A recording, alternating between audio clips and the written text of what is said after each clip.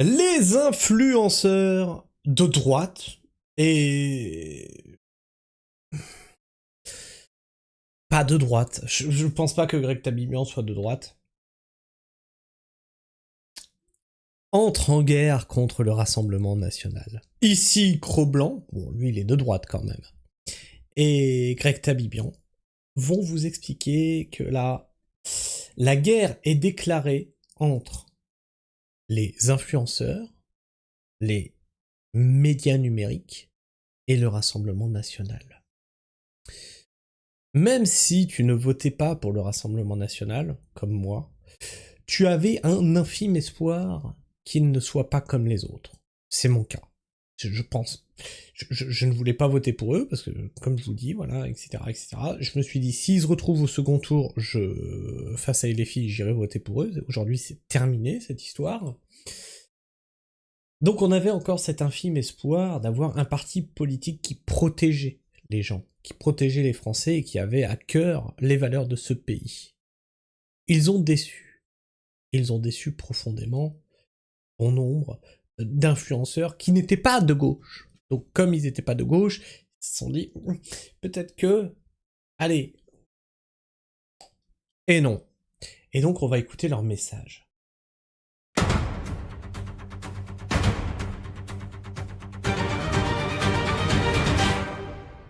Stay tuned for breaking news.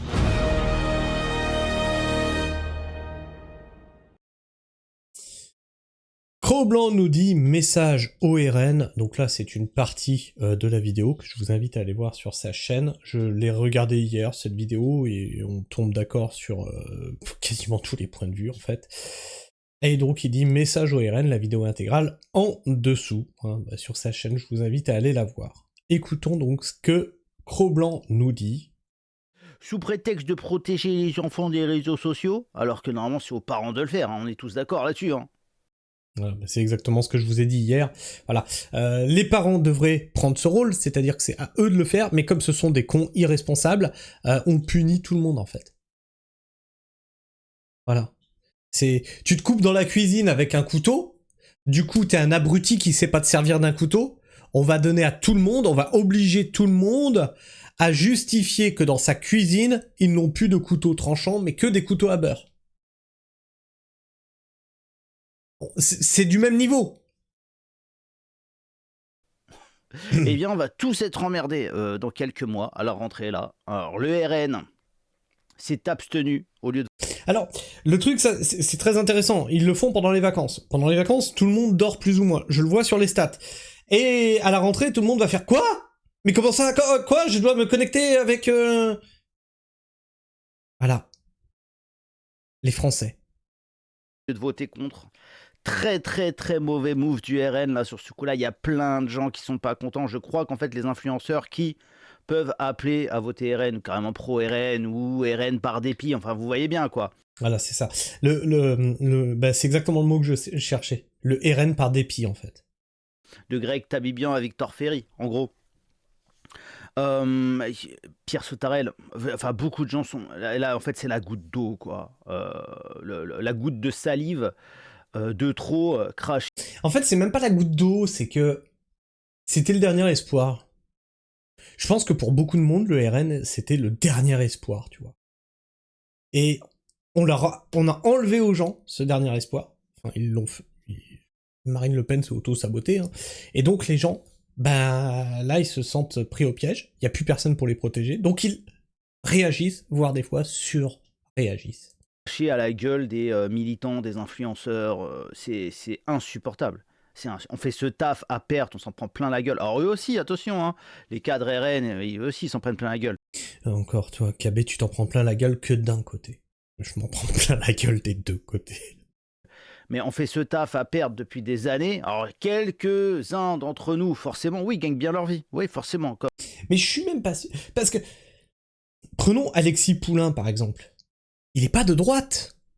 On est d'accord. Il est pas de droite, Alexis Poulain. Et pourtant, cette loi le menace lui aussi.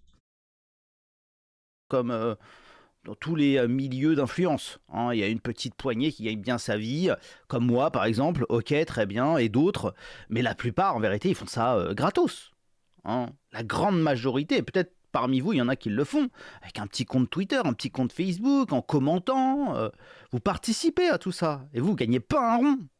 Alors, ça c'est clair. Là, on oublie souvent que... Enfin, moi je vous oublie pas, hein, je suis très transparent avec vous. Une fois par semaine, je vous montre mes revenus YouTube, etc. Mais les commentateurs, les followers, vous faites vivre le débat public.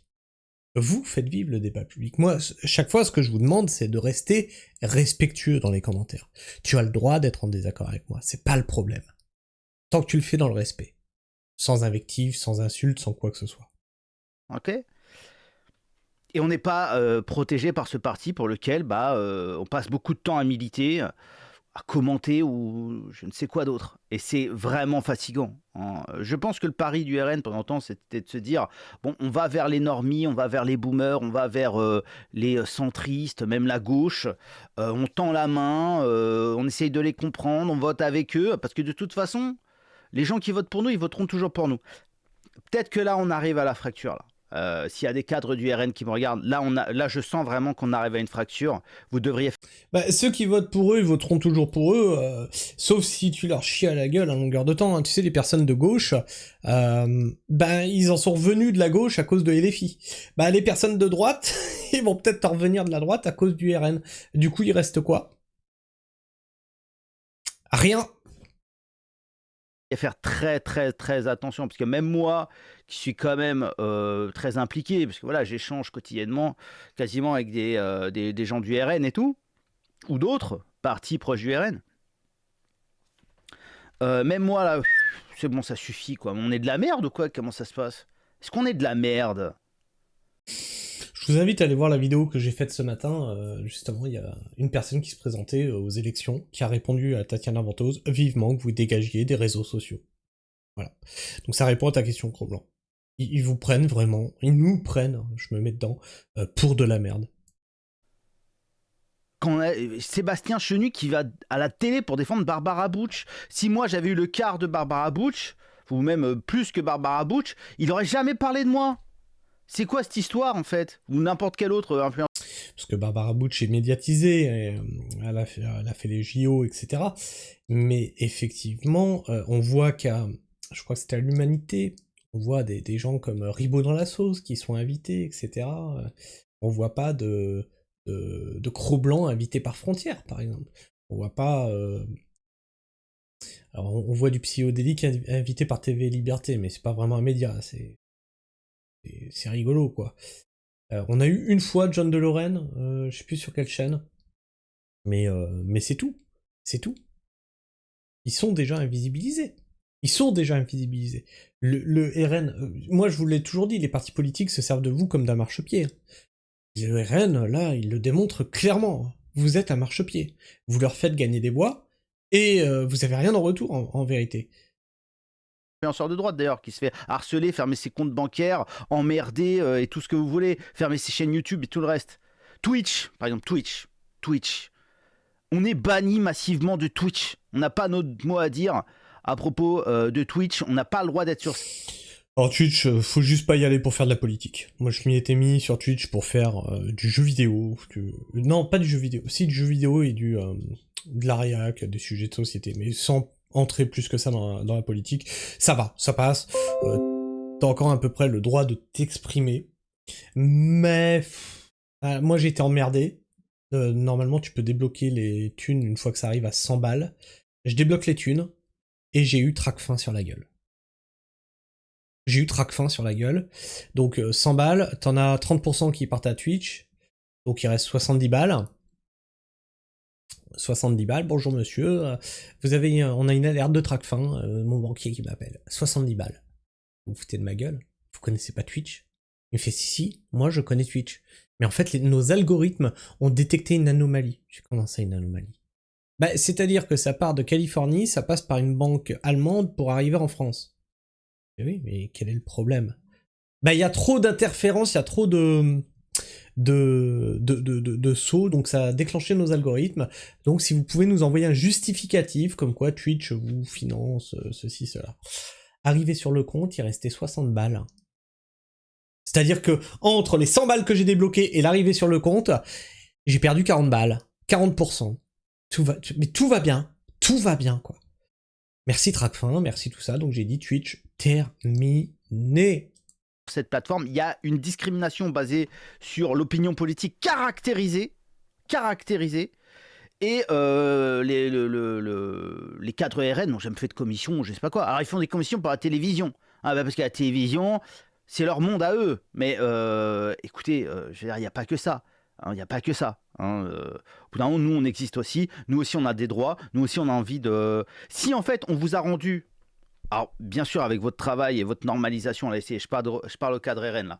Si vous vous êtes rendu normalisé. Voilà, vous êtes normaux maintenant. Vous arrivez à passer à la télé, etc. Très bien. Est-ce que vous pouvez nous aider parce qu'on vous a aidé. Ben non, ils te l'ont clairement dit par ce vote. On n'en a rien à foutre de toi. À vous normaliser. En fait, c'est votre puissance qui fait que vous avez été invité, et après, votre conformité, votre politesse, votre savoir-vivre et vos opinions vous ont rendu acceptable, d'accord? Mais là, vous avez juste, tu parles de sa puissance, vous avez juste participé à les rendre plus puissants.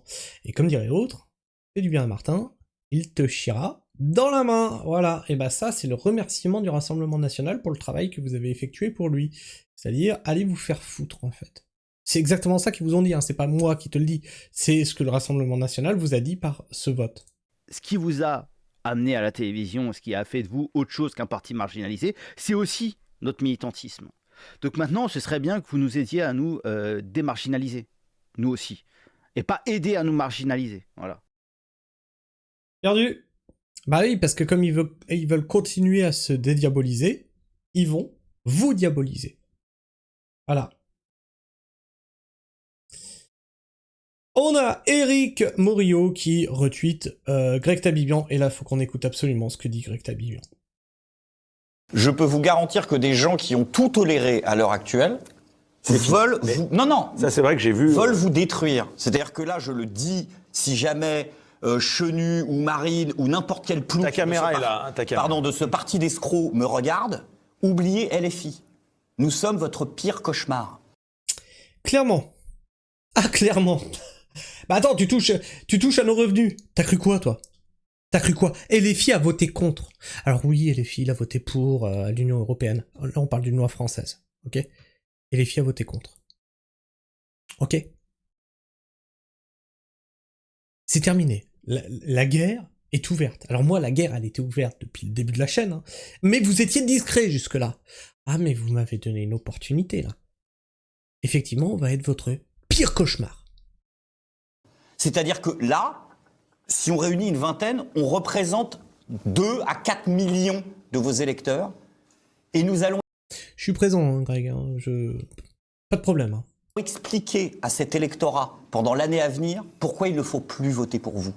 Nous avons un objectif à partir de maintenant, c'est vous faire perdre les prochaines élections. Enfin, c'est fou ce que tu dis. Non, je le dis et je les regarde. Vous avez tous mon numéro. Vous pouvez vous acheter une paire de couilles et me répondre. Bon, allez, objection. D'accord, ok. Objection. Bon. Alors, non, mais attendez. Non, pas d'objection. Pas d'objection. Moi, j'ai donné une éducation à mon fils. Une action entraîne une réaction. C'est-à-dire que ce que tu vas faire entraînera une réaction de ceux que tu as lésés, etc. Ou, si tu fais dans le bien, ça entraînera aussi une réaction dans le bon sens. Eh ben, excusez-moi, mais ils ont fait une action. Réaction de ceux qui sont touchés par ça. Tu peux pas dire objection. Non. C'est à notre taf qu'ils touchent. Bon, alors... Ces gens ont fait votre Il y a un débat dans l'opinion. Ok, bon, moi je comprends, tous les gens qui ont des activités numériques et qui en vivent en particulier se retrouvent... vous voulez dire que c'est parce que c'est un chorale de boutiquier, quoi. Non, je veux dire que tous les gens qui vivent d'activités numériques, parce qu'ils ont investi du temps, de l'énergie, du recrutement, des moyens... pour... Mais c'est surtout qu'ils ont épargné le RN jusque-là. pour essayer de développer des activités dans le domaine du numérique, ces gens-là sont mal. Et c'est pas qu'une question d'opinion, c'est pas qu'une question de liberté. Pour certains, c'est une question de vie tout court. C'est-à-dire, c'est une question de... Voilà. Donc, ils sont un peu dans la situation... Mais dites-vous bien, hein, moi, dans mon cas, on a fermé l'entreprise de maraîchage, début d'année. On a bien fait, vu les canicules qu'on est en train de se taper. Je vous ai dit, ça va, calmos, j'ai encore cette activité-là derrière, elle me rémunère entre 800 et 1200 euros par mois. C'est de la survie. Ils veulent m'enlever ça. Ils veulent m'enlever ça. C'est-à-dire que je n'ai plus le droit de parler de politique aujourd'hui. Je n'ai plus le droit de parler... Je suis désolé. Mais parler politique, c'est faire société. Aujourd'hui, toi, moi, on n'a plus le droit voix au chapitre. Qu'est-ce que c'est que ce bordel ? C'est-à-dire qu'on n'a plus le droit de dire ce qu'on pense de ce qui se passe dans notre pays. On n'a plus le droit de dire ce qu'on pense des décisions de nos élus. Mais tu te fous de ma gueule ou quoi ? De commerçants dans une rue à qui on dirait à partir de maintenant, pour venir se balader dans votre rue, il va falloir présenter une pièce d'identité. Il y a pas mal de gens qui diront on va aller se balader. Non, parce que là, t'es en train de dire ça, c'est la loi pour les 15 ans. Mais la loi pour les 15 ans, c'est la première pierre à l'édifice parce que arrive derrière le sujet des médias, qui va être voté en septembre. Mise en application janvier. D'ailleurs, bon. Et donc, la réaction de Tabillon se comprend. De ce point de vue-là, on comprend qu'il voit rouge. Il n'y a pas que la mienne, hein. La réaction... Non, mais les gens, je ne m'attendais pas. Non, mais Tabillon, t'es là. Donc, les autres, je sais pas, mais tu es là et je comprends ta réaction. Bon, ceci dit, je me permets de remettre les choses en perspective. Les responsables de ce dispositif-là, on peut certes l'avoir mauvaise contre...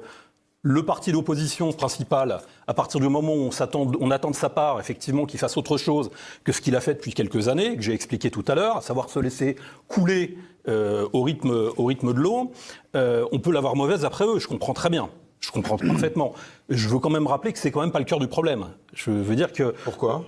Parce que le dispositif dont on parle, il est en train de se mettre en place en France, dans l'ensemble de l'Union européenne, en Australie et partout. Et que donc, on a affaire en fait à une évolution générale de société, un verrouillage général.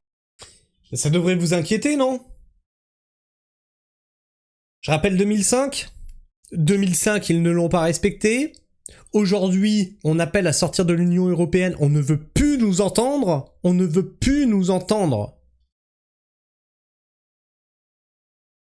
Des sociétés dites occidentales, c'est-à-dire des sociétés qui se présentent théoriquement devant le monde comme des sociétés libérales dans lesquelles les médias jouent un rôle de contre-pouvoir, dans lesquelles il y a un fameux cinquième pouvoir, etc., etc.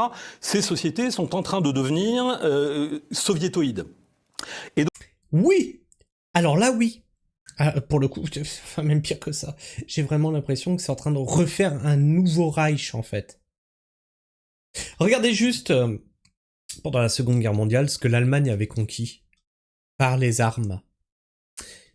Une fois que tu as tout ce qu'ils avaient annexé, superpose la carte de l'Europe dessus. Et réfléchis un petit peu. Et donc, ce que nous vivons en France, avec l'inénarrable Macron, c'est un phénomène qui existe aussi en Angleterre, où vous avez des gens, des centaines, voire des milliers de gens qui sont... tous les mois, reçoivent la visite de la police pour un post sur Facebook. Voilà, ben justement, maintenant qu'on sait ce qui s'est passé en Angleterre, tu nous excuses de gueuler ? Hein ? Parce qu'on a vu justement où ça menait. Parce que là, vous vous dites, oh, c'est pas grave. C'est pas grave parce que moi, je suis pas créateur de contenu. Ça mène à ça, les amis. Demain, t'as fait un post sur Facebook, t'as la police chez toi. 12 000 arrestations en Angleterre l'année dernière. Etc. Donc, alors, on peut se focaliser sur le Rassemblement national et l'avoir mauvaise parce qu'effectivement, on attend d'eux qu'ils réagissent et qu'ils ne réagissent pas. Bon, mais ne nous trompons pas quand même de responsables. D'ennemis, quoi. Et d'ennemis. On est là dans un dispositif qui est global. Regardez Starmer.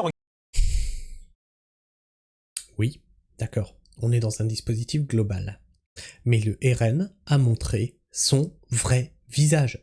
C'est-à-dire que là, il restait un espoir. On n'a plus d'espoir. Ok? C'est bon pour vous, là? Regardez ce que fait Merz en Allemagne, regardez ce que fait Macron, etc. Tous ces pays prennent les mêmes décisions, vont tous dans le même sens, le font tous de façon simultanée pour nous emmener globalement vers la même logique. On ira tous vers le nouvel ordre mondial, que vous le vouliez ou non. Comment que c'était la phrase de Sarkozy? Et personne, je dis bien personne, ne pourra s'y opposer. Voilà. Voilà. Ben on y est les amis. Hein. Cette logique-là, c'est aussi une logique qui a une signification géopolitique. On n'est pas simplement dans des histoires de contrôle d'Internet, de machin. On est dans une volonté de contrôler la population, d'asseoir, de verrouiller la population, de la tenir. Ça c'est vrai. Le but, c'est de vous contrôler. C'est l'ultra-surveillance. Par le numérique, parce que le numérique aujourd'hui, c'est l'essentiel. Oui, c'est l'essentiel. Donc on critique la Chine. Attendez, moi, il se trouve que je suis allé quelques fois en Chine et j'ai entendu beaucoup de choses sur la Chine que je n'ai pas vues là-bas. Hein. Donc il y a des légendes sur la Chine. Et oui, et donc la France et l'Union européenne est en train de devenir pire que la Chine. Pire. Incroyable. Je pensais pas que la France aurait pu dévisser aussi rapidement. On est en train de dévisser. Ça y est, c'est terminé. C'est en train de s'accélérer, là. Dis-moi ce que tu en penses dans l'espace commentaire. Partage-moi ton avis et ton opinion. Tu peux aussi t'abonner si tu es encore là en fin de vidéo. Tu peux liker, booster, commenter, bien sûr. Sur ce, moi, je vous fais la bise. Prenez soin du sol. Et restez pragmatiques. Ciao.